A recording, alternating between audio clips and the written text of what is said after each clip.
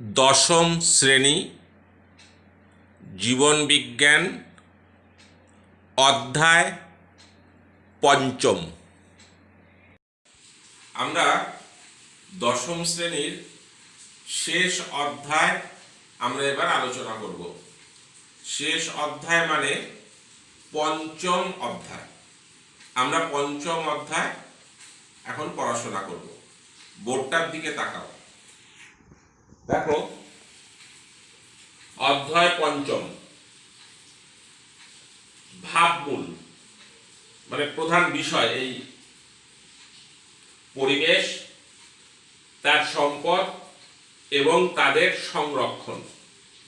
অর্থাৎ পঞ্চম অধ্যায়ের মূল বিষয় হচ্ছে এইটা, ভাবমূল। এই পঞ্চম অধ্যায়ের যে প্রধান ভাবমূল, তার অধীনে চারটে উপভাবমূল আছে। এই চারটে উপভাবমূলের প্রথম উপভাবমূল নাইট্রোজেন চক্র।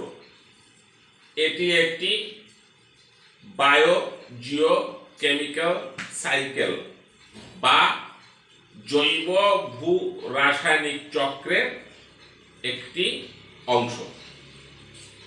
এই উপভাবমূলের দুটো মূল প্রশ্ন। প্রশ্ন এক, প্রকৃতি কিভাবে মৌলের আবর্তন আর অভাব পূরণ করে। দ্বিতীয় প্রশ্ন, মানুষের ক্রিয়াকলাপ কিভাবে নাইট্রোজেন চক্রকে প্রভাবিত করে। তার মানে আমরা এই নাইট্রোজেন চক্রটা আলোচনা করব এই দুটো বিষয়ের উপর। কিভাবে নাইট্রোজেন চক্রাকার আবর্তনের মাধ্যমে পরিবেশ বা প্রকৃতি আর জীবদেহের মধ্যে আবর্তন করে, এক। আর দুই হচ্ছে মানুষের ক্রিয়াকলাপ কিভাবে নাইট্রোজেন চক্রকে প্রভাবিত করে। তাহলে মুখ্য ধারণা এই নাইট্রোজেন চক্রের কি, এক হচ্ছে নাইট্রোজেন চক্র কি, কিভাবে নাইট্রোজেন চক্র সম্পন্ন হয়, আর দুই মানুষের ক্রিয়াকলাপ এবং নাইট্রোজেন চক্র। আমরা নাইট্রোজেন চক্র এবং মানুষের ক্রিয়াকলাপ ও নাইট্রোজেন চক্র এই বিষয়ে আলোচনা শুরু করব। এই বিষয়ে আলোচনা শুরু করার আগে আমরা একটু বায়োজিওকেমিক্যাল সাইকেল বা জৈব ভূ রাসায়নিক চক্র সম্পর্কে একটু ধারণা নিয়ে নেব। Next slide please. যে বলেছিলাম যে বায়োজিওকেমিক্যাল সাইকেল বা জৈব ভূ রাসায়নিক চক্র, এই ধারণাটা আমাদের একটু বুঝে নেওয়া দরকার। ঠিক আছে, আমাদের প্রোটোপ্লাজমের যে মূল উপাদানগুলো carbon, hydrogen, oxygen, nitrogen, sulphur, phosphorus, আমাদের দেহের প্রোটোপ্লাজমের গঠনগত মূল উপাদানেরা। আমরা কিন্তু পরিবেশ থেকে সেই উপাদানগুলোকে সংগ্রহ করি। তাহলে আমরা যদি উপাদানগুলো পরিবেশ থেকে শুধুমাত্র গ্রহণ করি, তাহলে একটা সময় পরিবেশী উপাদানগুলির ঘাটতি হবে, কিন্তু প্রকৃতিতে এটা হয় না। তার মানে আমরা পরিবেশ থেকে এই উপাদানগুলোকে গ্রহণ করি, আবার আমরা পরিবেশে ফিরিয়ে দিই। সুতরাং যে চক্রাকার পথে এই মৌল উপাদানগুলির আবর্তন পরিবেশ থেকে জীবদেহ, জীবদেহ থেকে পরিবেশ, চক্রাকারে আবর্তন ঘটে, তাকে কিন্তু বলা হয় হচ্ছে ভূ জৈব রাসায়নিক চক্র, বায়োজিওকেমিক্যাল সাইকেল, জৈব ভূ রাসায়নিক চক্র। এবার আমি তোমাদেরকে আবার বোর্ডের দিকে তাকাতে বলবো। তাহলে আমাদের মূল বিষয় হচ্ছে নাইট্রোজেন চক্র। এই নাইট্রোজেন চক্রের একটা চার্ট এবার দেখো। বায়ুমণ্ডলের নাইট্রোজেনের ভান্ডার জুম হয়েছে, দেখো। হ্যাঁ, এরা দেখো 1 নম্বর বায়ুমণ্ডলের নাইট্রোজেন প্রাকৃতিক পদ্ধতিতে মাটির নাইট্রেট লবণে পরিণত হয়। আবার 2 নম্বর, জীবজ পদ্ধতিতে বায়ুমণ্ডলের নাইট্রোজেন জীবদেহে নাইট্রোজেন যুক্ত জৈব যৌগে পরিণত হয়। হলো 3 নম্বর, শিল্পজাত পদার্থের মাধ্যমে বায়ুমণ্ডলের নাইট্রোজেন মাটির নাইট্রেট লবণে পরিণত হয় বা মিশে যায়। এবার আমরা প্রথম আলোচনা করব এই বায়ুমণ্ডলের নাইট্রোজেন কিভাবে প্রাকৃতিক পদ্ধতিতে মাটির নাইট্রেট লবণে পরিণত হয়। এই যে নাইট্রোজেন গ্যাস, এই নাইট্রোজেন গ্যাস বর্ণহীন, এর কোনো বর্ণ নেই। নাইট্রোজেন গ্যাস গন্ধহীন, এর কোনো গন্ধ নেই। নাইট্রোজেন গ্যাস স্বাদহীন, এর কোনো স্বাদ নেই। নাইট্রোজেন গ্যাস দাহ্য নয়, মানে এ জ্বলে না, আবার দহনেও সাহায্য করে না, মানে এ কাউকে জ্বলতে সাহায্য করে না। তো যাই হোক, যেটা আমরা আলোচনা করছিলাম যে প্রাকৃতিক পদ্ধতিতে বায়ুমণ্ডলের নাইট্রোজেন কিভাবে মাটির নাইট্রেট লবণে পরিণত হয়। বায়ুমণ্ডলের নাইট্রোজেন যখন ঝড় জল হয়, বিদ্যুৎ চমকায়, সেই বিদ্যুতের প্রভাবে নাইট্রোজেন অক্সিজেনের সাথে বিক্রিয়া করে নাইট্রিক অক্সাইড তৈরি করে। আসলে ব্যাপারটা কি জানো? নাইট্রোজেন গ্যাস দুটো নাইট্রোজেন পরমাণু দিয়ে তৈরি হয়। দুটো নাইট্রোজেন পরমাণু দিয়ে তৈরি হয়। দুটো নাইট্রোজেন পরমাণুতে এক অণু নাইট্রোজেন গ্যাস। আমরা জানি একটা নাইট্রোজেন পরমাণুর বাইরের কক্ষে থাকে হচ্ছে 3টে আর 2টো 5টা ইলেকট্রন।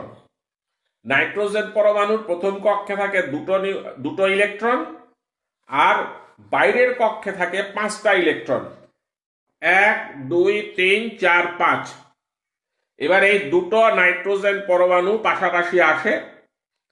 এই নাইট্রোজেন পরমাণুর বাইরের কক্ষের এই 3টে ইলেকট্রন, এই নাইট্রোজেন পরমাণুর বাইরের কক্ষের এই 3টে ইলেকট্রন তারা ভাগ করে নেয়। ভাগ করলে এই 3 3 6 2 8, 3 3 6 2 8 এরা সুস্থির হয়। তার মানে 3টে বন্ধনী দ্বারা এরা আটকা থাকে, এবং এই বন্ধনীটা ভীষণ রকম ভাবে স্থায়ী, স্টেবল বন্ড। একে ভাঙা খুব কষ্ট। একে যদি ভাঙতে হয়, অর্থাৎ এই এক অণু নাইট্রোজেন গ্যাসকে ভেঙে যদি 2 পরমাণু নাইট্রোজেন গ্যাস পরমাণুতে আনতে হয়, তাহলে 225.8 কিলো ক্যালোরি তাপ প্রতি মোল দরকার হবে। তাছাড়া এই কনভার্সন, এই পরিবর্তন হবে না। যখন বিদ্যুৎ চমকায় তখন এই পরিমাণ শক্তি উৎপন্ন হয়। তখন নাইট্রোজেন অক্সিজেনের সঙ্গে বিক্রিয়া করে তৈরি করে নাইট্রিক অক্সাইড। এই উৎপন্ন হওয়া নাইট্রিক অক্সাইড আবার অতিরিক্ত অক্সিজেনের সঙ্গে বিক্রিয়া করে তৈরি করে নাইট্রোজেন ডাইঅক্সাইড। এই চিহ্নগুলির মানে হচ্ছে এখানে বিদ্যুৎ তাপ, বিদ্যুতের যে তাপ, সেই তাপ শক্তিটা এখানে ব্যবহৃত হচ্ছে একে ভাঙার জন্য। তারপর কি হচ্ছে, যে এই যে নাইট্রোজেন ডাইঅক্সাইড এ বৃষ্টির জলের সাথে বিক্রিয়া করছে। বিক্রিয়া করে HNO2 এবং HNO3 নাইট্রাস অ্যাসিড ও নাইট্রিক অ্যাসিড তৈরি করলো। তাহলে এইভাবে বৃষ্টির মাধ্যমে নাইট্রিক অ্যাসিড HNO3 মাটিতে এসে পড়ল। এবার মাটিতে বিভিন্ন রকমের লবণ থাকে। ধরো এখানে একটা লবণ দেখানো হয়েছে ক্যালসিয়াম কার্বনেট। এই ক্যালসিয়াম কার্বনেট এবার এই নাইট্রিক অ্যাসিডের সঙ্গে বিক্রিয়া করে ক্যালসিয়াম নাইট্রেট তৈরি করলো। তাহলে দেখো, আমার বায়ুমণ্ডলের নাইট্রোজেন গ্যাস এবার নাইট্রেট লবণে রূপান্তরিত হয়ে ওই মাটির যে নাইট্রোজেন লবণ তার ভান্ডারটাকে পরিপূর্ণ করলো। এইবার কি হবে, তাহলে প্রাকৃতিক পদ্ধতিতে মাটির নাইট্রেট লবণের পরিমাণ বাড়লো। এইবার আমরা পরের স্টেপগুলি আসি।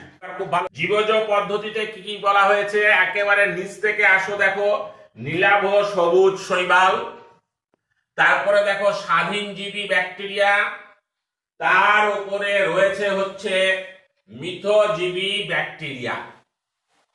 আমরা এক এক করে আসি যে কিভাবে এই ঘটনাগুলি সম্পূর্ণ হচ্ছে। প্রথম বিষয় হচ্ছে নীলাভ সবুজ শৈবাল। এই দেখো নীলাভ সবুজ শৈবাল। আমরা জানি এই নীলাভ সবুজ শৈবাল বা সায়ানোব্যাকটেরিয়া এরা হচ্ছে এক ধরনের প্রোক্যারিওটিক, যেমন হচ্ছে নস্টক, অ্যানাবিনা, এরা নীলাভ সবুজ শৈবাল বা সায়ানোব্যাকটেরিয়ার মধ্যে পড়ে। কেন?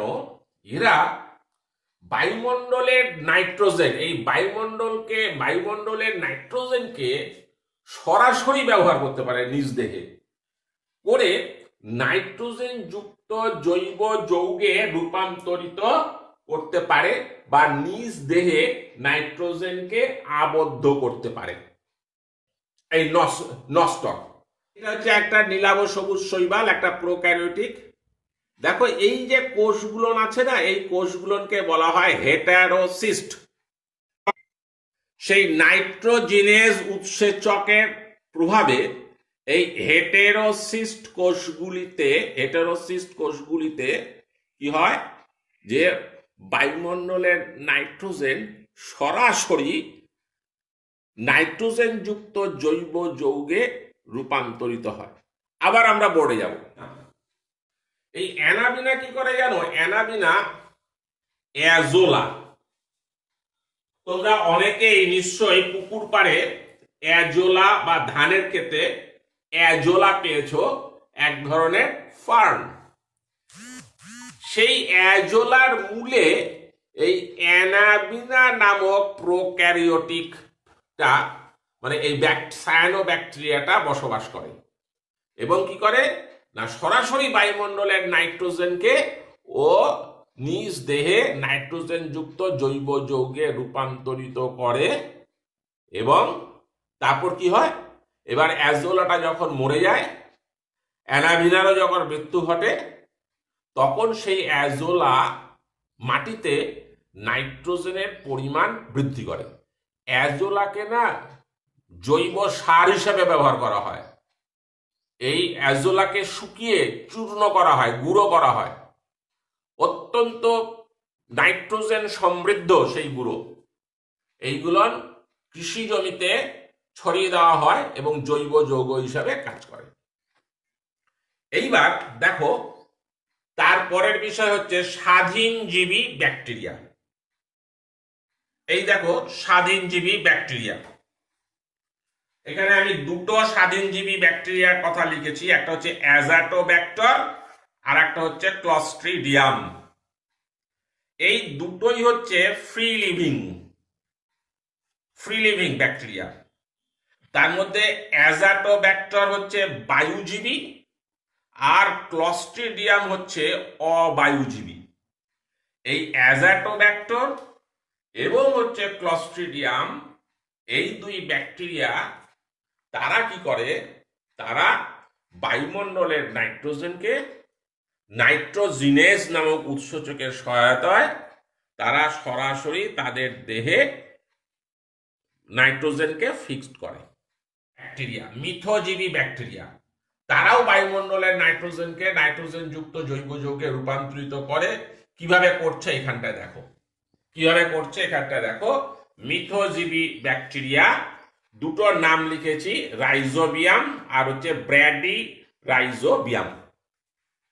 আমরা জানি যে এরা হচ্ছে সিম্বি জাত গোত্রীয় যে উদ্ভিদ, তার মূলে যখন এই ব্যাকটেরিয়াগুলো বাসা বাঁধে তখন কি হয়, তখন অর্বুদ তৈরি হয়। এইবার সেই অর্বুদে এই ব্যাকটেরিয়াগুলো বসবাস করে এই ব্যাকটেরিয়াগুলো তারা নিজের দেহে সরাসরি বায়ুমণ্ডলের নাইট্রোজেনকে গ্রহণ করে নাইট্রোজেনের যৌগ তৈরি করতে পারে। এইখানটায় আমি দেখো একটা লিখেছি যে এই যে নাইট্রোজেন, এই নাইট্রোজেন বায়ুমণ্ডলের মুক্ত নাইট্রোজেন এর ডাইঅ্যামাইডে রূপান্তরিত হচ্ছে ওই নাইট্রোজেনের উৎসেচকের প্রভাবে। তারপর সে হাইড্রাজিন তৈরি করছে, হাইড্রাজিন আবার পরে অ্যামোনিয়ায় রূপান্তরিত হচ্ছে দেহের মধ্যেই, ব্যাকটেরিয়ার দেহে। তারপর সেই অ্যামোনিয়া কোনো ধাতুর সঙ্গে বিক্রিয়া করে লবণ তৈরি করছে, অর্থাৎ নাইট্রোজেন ঘটিত লবণ তৈরি হলো, যা ওই রাইজোবিয়াম বা ব্র্যাডি রাইজোবিয়ামের দেহে অবস্থান করছে। তোমরা লেগ হিমোগ্লোবিনের কথা নিশ্চয়ই শুনেছ। লেগ হিমোগ্লোবিন এর একটা ভূমিকা আছে মিথজীবী ব্যাকটেরিয়াদের ক্ষেত্রে। কিরকম? প্রথম লেগ হিমোগ্লোবিনটা কি? একটা হিমোগ্লোবিন সদৃশ্য লাল বর্ণের রঞ্জক। কখন তৈরি হয়? যখন ব্যাকটেরিয়া, ওই রাইজোবিয়াম ব্যাকটেরিয়া বা ব্র্যাডি রাইজোবিয়াম যখন সিম্বিগোত্রীয় উদ্ভিদের মূলে প্রবেশ করে, ইনফেকশন হয়, তখন ওই জায়গায় ওই উদ্ভিদ, অর্থাৎ ওই সিম্বগোত্রীয় উদ্ভিদ, সে লেগ হিমোগ্লোবিন তৈরি করে।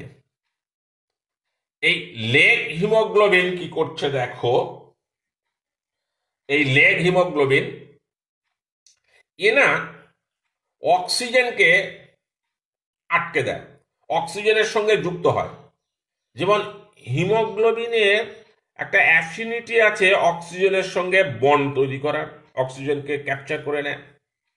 ঠিক সেরকম লেগ হিমোগ্লোবিন কি করছে, লেগ হিমোগ্লোবিনও এই অক্সিজেনের সঙ্গে খুব দ্রুততার সঙ্গে যুক্ত হয়ে যাচ্ছে, হয়ে কোষে নাইট্রোজেনের মাত্রা কমিয়ে দেয়। কেন কমিয়ে দেয়? কারণ অক্সিজেনের মাত্রা যদি বেশি থাকে তাহলে নাইট্রোজিনেজ উৎসেচক কাজ করতে পারে না। মূলত নাইট্রোজিনেজ উৎসেচকই কি করে না, এই বায়ুমণ্ডলের নাইট্রোজেনকে অ্যামোনিয়া বা অ্যামোনিয়া ঘটিত লবণে রূপান্তরিত করে। এটা হচ্ছে লেগ হিমোগ্লোবিনের প্রধান কাজ, হচ্ছে কোষে অক্সিজেনের পরিমাণটাকে, মাত্রাটাকে কমিয়ে দিল। এক। দুই হচ্ছে উদ্ভিদের মূল তার শ্বসন করতে হবে, ব্যাকটেরিয়া রাইজোবিয়াম তার শ্বসন করতে হবে। তাহলে এই শ্বসন করতে গেলে অক্সিজেন লাগবে। এই লেগ হিমোগ্লোবিন কি করে, সেই অক্সিজেনও সরবরাহ করে থাকে। তাহলে আমরা কি পেলাম, আমরা কি কি শিখলাম? এক হচ্ছে নীলাভ সবুজ শৈবাল কিভাবে বায়ুমণ্ডলের নাইট্রোজেনকে গ্রহণ করে নাইট্রোজেন যুক্ত জৈব যৌগ গঠন করতে পারে, নষ্ট কিভাবে করে, অ্যানাবিনা কিভাবে করে আমরা পড়লাম। স্বাধীনজীবী ব্যাকটেরিয়া অর্থাৎ অ্যাজাটোব্যাক্টর এবং ক্লস্ট্রিডিয়াম কিভাবে বায়ুমণ্ডলের নাইট্রোজেনকে ব্যবহার করে নিজ দেহে নাইট্রোজেন যুক্ত জৈব যৌগ গঠন করে, সেটা আমরা আলোচনা করলাম। এবং মিথজীবী ব্যাকটেরিয়া অর্থাৎ রাইজোবিয়াম এবং ব্র্যাডি রাইজোবিয়াম কিভাবে বায়ুমণ্ডলের নাইট্রোজেনকে ব্যবহার করে নিজ দেহে নাইট্রোজেন যুক্ত জৈব যৌগ তৈরি করে, সেটা আমরা পড়লাম। এইবার কি হচ্ছে, এইবার হচ্ছে এই গাছ যখন মরে গেল, সিম্বি জাতীয় উদ্ভিদ মরে গেল, অ্যানাবিনা মরে গেল, নস্টক মরে গেল, ক্লস্ট্রিডিয়াম মরে গেল, অ্যাজাটোব্যাক্টর মরে গেল, মরে যাওয়ার পর, মৃত্যুর পর তার দেহে যে নাইট্রোজেন যুক্ত লবণ ছিল সেইটা মাটিতে চলে আসলো, মাটির নাইট্রেট লবণে রূপান্তরিত হলো। 3 নম্বর পয়েন্ট এখানে একটা দেখানো হয়েছে, শিল্পজাত। এইটা কিভাবে হচ্ছে একটু বুঝে নাও। যে আমরা দেখলাম যে প্রাকৃতিক পদ্ধতিতে যখন বায়ুমণ্ডলের নাইট্রোজেন, এটা তো বিভিন্ন নাইট্রিক অক্সাইড তৈরি করেছিল, নাইট্রোজেনের অক্সাইড NO2 তৈরি করেছিল। হ্যাঁ, এখন এই প্রাকৃতিক পদ্ধতিতে নাইট্রোজেনের বিভিন্ন অক্সাইড NO তৈরি হয়েছিল, NO2 তৈরি হয়েছিল। ছাড়া কি হয় যে তোমার বায়ুমণ্ডলে কিছু নাইট্রোজেনের অক্সাইড রয়েছে এবং তাদের যে উৎসগুলো কোথার থেকে হচ্ছে হয়, শিল্পজাত দহন হয়। এই শিল্পজাত দহনের ফলে নাইট্রোজেনের অক্সাইড তৈরি হয়। মোটর গাড়ির ধোঁয়া থেকে নাইট্রোজেনের অক্সাইড তৈরি হয়। সুপারসনিক বিমান আমরা চালাচ্ছি, সেই বিমান চালানোর ফলে সেখান থেকে এই নাইট্রোজেনের অক্সাইড তৈরি হয়। তাপবিদ্যুৎ কেন্দ্রে আমরা তাপবিদ্যুৎ তৈরি করছি, তাপবিদ্যুৎ কেন্দ্রে কয়লা পোড়ানোর সময়ও কিছু নাইট্রোজেনের অক্সাইড তৈরি হয়। এই যে নাইট্রোজেনের অক্সাইডগুলো তৈরি হচ্ছে, এই নাইট্রোজেনের অক্সাইডগুলো বৃষ্টির জলের সাথে কি ঘটনা ঘটছে। তারপর কি হলো যে দেখো এখানে আত্তীকরণের কথা বলা হয়েছে, যে মাটির নাইট্রেট লবণকে প্রথমে উদ্ভিদ শোষণ করেছে, উদ্ভিদ শোষণ করে উদ্ভিদের প্রোটোপ্লাজমে অন্তর্ভুক্ত করেছে নাইট্রোজেনকে, এবং উদ্ভিদ প্রোটিন তৈরি করেছে। প্রাণীরা, আমরা মানুষ এবং সকল প্রাণী, তারা কি করছে না এই উদ্ভিজ প্রোটিনটাকে খাদ্য হিসাবে গ্রহণ করছে। খাদ্য হিসাবে গ্রহণ করার ফলে আমাদের দেহে আমরা নাইট্রোজেন পেলাম। এবার নাইট্রোজেন পাওয়ার ফলে আমাদের বৃদ্ধি হচ্ছে, দেহ গঠন হচ্ছে। দেহ গঠনের জন্য নাইট্রোজেন অপরিহার্য, কেননা আমাদের মাসলস তৈরি হবে, মাংসপেশি তৈরি হবে, প্রোটিন লাগবে, নাইট্রোজেন। আমাদের অস্থির গঠন হবে, দরকার প্রোটিন, নাইট্রোজেন। আমাদের তরুণাস্থি গঠিত হবে, দরকার প্রোটিন, প্রোটিনের মূল উপাদান হচ্ছে নাইট্রোজেন। আমাদের দেহে বিভিন্ন উৎসেচক লাগবে, আমাদের দেহে বিভিন্ন উৎসেচক এবং হরমোন দরকার হবে। এই হরমোন হচ্ছে প্রোটিন জাতীয় পদার্থ, উৎসেচক প্রোটিন জাতীয় পদার্থ।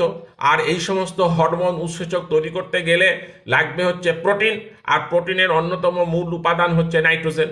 তাহলে নাইট্রোজেন আমাদের, এইবার দেখো কি ঘটনা ঘটছে। এইবার এই উদ্ভিদের মৃত্যু ঘটছে, প্রাণীর মৃত্যু ঘটছে। উদ্ভিদ ও প্রাণীর মৃত্যুর পর কি হচ্ছে না মৃত জীবদেহ পরিবেশে আসলো। এইবার এই মৃত জীবদেহের তে নাইট্রোজেন উপাদান, নাইট্রোজেন ঘটিত যৌগগুলো কিন্তু রয়েছে।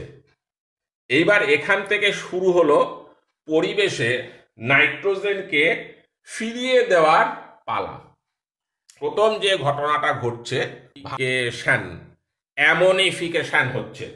আমি বলছি এই অ্যামোনিফিকেশন, এই ব্যাপারটা কি? ব্যাপারটা হচ্ছে যে পদ্ধতিতে উদ্ভিদ ও প্রাণীর মৃতদেহের ভেতরের যে প্রোটিন, সেই প্রোটিন মাটিতে বসবাসকারী কয়েক ধরনের ব্যাকটেরিয়া, যেমন এখানে লিখেছি ব্যাসিলাস মাইকয়েডিস, এই ব্যাকটেরিয়ার প্রভাবে, আমি এখানে একটা ব্যাকটেরিয়ার নাম দিয়েছি, এরকম আরো একাধিক ব্যাকটেরিয়া আছে। যেমন হচ্ছে ব্যাসিলাস র্যামোসাস বলে একটা ব্যাকটেরিয়া আছে। এই ব্যাকটেরিয়াগুলোর কি করছে যে এর মৃতদেহকে বিশ্লিষ্ট করে প্রথমে তৈরি করছে হচ্ছে অ্যামাইনো অ্যাসিড, এবং সেই অ্যামাইনো অ্যাসিডটা কি হচ্ছে না সেই অ্যামাইনো অ্যাসিডটা অ্যামোনিয়াতে রূপান্তরিত হচ্ছে। এখানে অ্যামোনিয়া দেখানো হয়েছে, অ্যামোনিয়া তো এইভাবে থাকে না, এই হচ্ছে আবার কোনো লবণ, অ্যামোনিয়াম কোনো লবণ তৈরি করে ফেলেছে। এইবার এই যে অ্যামোনিফিকেশন ঘটায় যে ব্যাকটেরিয়াগুলো, সেই ব্যাকটেরিয়াগুলোকে বলা হয় অ্যামোনিফাইং ব্যাকটেরিয়া। তাহলে ব্যাসিলাস মাইকয়েডিস এটা হচ্ছে একটা অ্যামাইনোফাইং ব্যাকটেরিয়া। নেক্সট দেখো এখানে কি ঘটনা ঘটছে। এবার এই অ্যামোনিয়া সে নাইট্রেট লবণে রূপান্তরিত হচ্ছে, এবং এই পদ্ধতিকে বলা হচ্ছে নাইট্রিফিকেশন। তাহলে এই যে অ্যামোনিয়াম যৌগ, এই অ্যামোনিয়াম যৌগটা নাইট্রেট লবণে রূপান্তরিত হবে, নাইট্রেট লবণে রূপান্তরিত হবে যে পদ্ধতিতে, সেই পদ্ধতিকেই বলা হয় হচ্ছে নাইট্রিফিকেশন। আর যে ব্যাকটেরিয়াগুলো এই ঘটনাটা ঘটায়, মাটিতে বসবাসকারী যে ব্যাকটেরিয়াগুলো, যেমন এখানে যে ব্যাকটেরিয়াটা আছে সেই ব্যাকটেরিয়াটাকে বলা হয় হচ্ছে নাইট্রোসোমোনাস ব্যাকটেরিয়া। এরকম আরো অনেক ব্যাকটেরিয়া আছে, নাইট্রোসোমোনাস ব্যাকটেরিয়া আছে, নাইট্রোব্যাক্টর বলে ব্যাকটেরিয়া আছে, নাইট্রোসিস্টিস বলে ব্যাকটেরিয়া আছে। এইগুলো সব নাইট্রিফিকেশন ঘটায়, অর্থাৎ অ্যামোনিয়াম লবণকে নাইট্রেট লবণে রূপান্তরিত করে। আর এই যে পদ্ধতি, অর্থাৎ এই যে ব্যাকটেরিয়াগুলো, এই ব্যাকটেরিয়াগুলোকে বলা হয় হচ্ছে নাইট্রিফাইং ব্যাকটেরিয়া। তারপর দেখো কি ঘটনা ঘটছে। এই যে এবার হচ্ছে নাইট্রেট লবণ। এই নাইট্রেট লবণ কি হচ্ছে, নাইট্রোজেনে তার মুক্তি ঘটছে, গ্যাসীয় নাইট্রোজেনে মুক্তি ঘটে আবার বায়ুমণ্ডলে ফিরে যাচ্ছে। এটাই হচ্ছে ডিনাইট্রিফিকেশন বা নাইট্রোজেন মোচন। যে ব্যাকটেরিয়াগুলো এই ঘটনাটা ঘটাচ্ছে সেই ব্যাকটেরিয়া হচ্ছে সিউডোমোনাস ব্যাকটেরিয়া। এরকম আরো একাধিক ব্যাকটেরিয়া আছে, থায়োব্যাসিলাস বলে একটা ব্যাকটেরিয়া আছে। এরা সবাই নাইট্রেট লবণকে থেকে নাইট্রোজেন গ্যাসকে বায়ুমণ্ডলে মুক্ত করছে, এটাকে বলে ডিনাইট্রিফিকেশন। আর যে ব্যাকটেরিয়াগুলো এই ডিনাইট্রিফিকেশন ঘটাচ্ছে, সেই ডিনাইট্রিফিকেশন ঘটাচ্ছে সেই ব্যাকটেরিয়াগুলোকে বলা হয় ডিনাইট্রিফাইং ব্যাকটেরিয়া। এইখানটায় এবার একটুখানি দেখো এই নাইট্রোজেনের মোচনটা এখানে কিভাবে ঘটছে। এই যে নাইট্রেট লবণ, নাইট্রেট লবণ, এই নাইট্রেট লবণ, এই যে সেই নাইট্রেট লবণ, এই যে নাইট্রেট লবণ। এবার আবার নিচে আসো, এই যে সেই নাইট্রেট লবণ। সেই নাইট্রেট লবণ আগে নাইট্রাইটে রূপান্তরিত, নাইট্রাইটে পরিণত হচ্ছে। এইবার নাইট্রাইট কি হচ্ছে, সেখান থেকে হাইপোনাইট্রাইট তৈরি হচ্ছে, N2H2O2। এইবার এই হাইপোনাইট্রাইট থেকে এই নাইট্রোজেন বায়ুমণ্ডলে মুক্ত হচ্ছে। আর আবার এখান থেকে N2O উৎপন্ন হচ্ছে, নাইট্রোজেনের একটা অক্সাইড। এই নাইট্রোজেনের অক্সাইড থেকে আবার নাইট্রোজেন মুক্ত হচ্ছে। তাহলে মানুষের ক্রিয়াকলাপ আর হচ্ছে নাইট্রোজেন চক্র কিভাবে পরস্পরের সাথে যুক্ত। মানুষের ক্রিয়াকলাপ ও নাইট্রোজেন চক্র। আম্লিক মাটি NH4O2SO4 অ্যামোনিয়াম সালফেট, আর ক্ষারীয় মাটি KNO3। দেখো আমাদের খাদ্যশস্য দরকার, খেতে হবে, মাটিতে আমি ফসল চাই, কিন্তু বেশি ফসল ফলাবো এই কারণে যদি যথেচ্ছভাবে যদি আমরা এই নাইট্রোজেন ঘটিত সারকে আমি যদি ব্যবহার করি, তাহলে যখন আমি অ্যামোনিয়াম সালফেট ঘটিত সার বেশি বেশি ব্যবহার করব, মাটি আম্লিক হবে। আর যখন এই KNO3 পটাশিয়াম নাইট্রেট জাতীয় সারকে যখন আমি অধিক মাত্রায় ব্যবহার করব, মাটি ক্ষারীয় হবে। তাহলে মাটি হয় ক্ষারীয় হয়ে যাচ্ছে, নয় মাটি আম্লিক হয়ে যাচ্ছে। তাহলে ফলটা কি হবে, মাটি আলটিমেটলি বন্ধা হয়ে যাবে, তার ফার্টিলিটি পাওয়ার নষ্ট হয়ে যাবে। এইখানে দেখো একটা লেখা আছে ব্লু বেবি সিনড্রোম, মেট হিমোগ্লোবিনিয়া। এবারে একটা কথা বলি, এখানে দেখো একটা ইকুয়েশন টাইপের দেওয়া হয়েছে।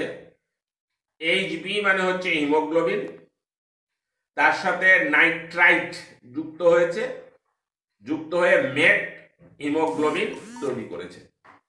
ব্যাপারটা এবার ভালো করে বোঝো।